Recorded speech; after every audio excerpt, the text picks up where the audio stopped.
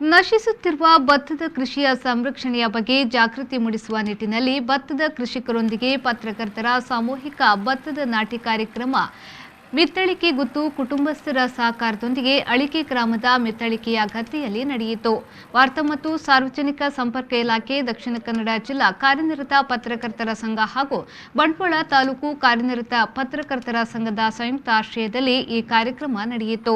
ಜಿಲ್ಲಾ ವಾರ್ತಾಧಿಕಾರಿ ರವಿರಾಜ್ ಎಚ್ಜಿ ಅವರು ನೇಜಿ ನೆಡುವ ಮೂಲಕ ಕಾರ್ಯಕ್ರಮಕ್ಕೆ ಚಾಲನೆಯನ್ನ ನೀಡಿದರು. ಮಿತ್ತಳಿಕೆ ಕುಟುಂಬದ ಹಿರಿಯರಾದ ಸುಗಂಧಿ ಆರ್ ಸಾಮಾನಿ ಅವರು ದೀಪ ಬೆಳಗಿಸಿ ಗದ್ದೆ ಪೂಜೆ ನೆರವೇರಿಸಿದರು.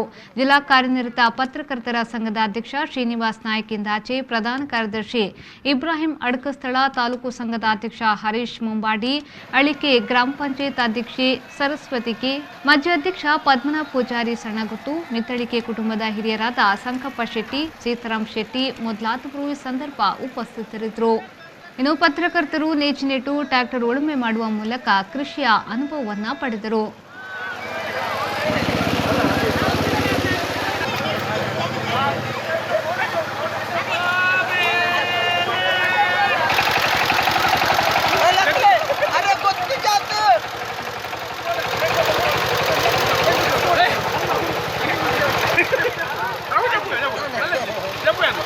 ಅಮ್ಮ ಲವ್ಲಿಯರು ಮಾತ ಅಮ್ಮ ಮೆಗ್ದಿ ಪಲಿ ಮಾತ ಸೇರಿದು ಈ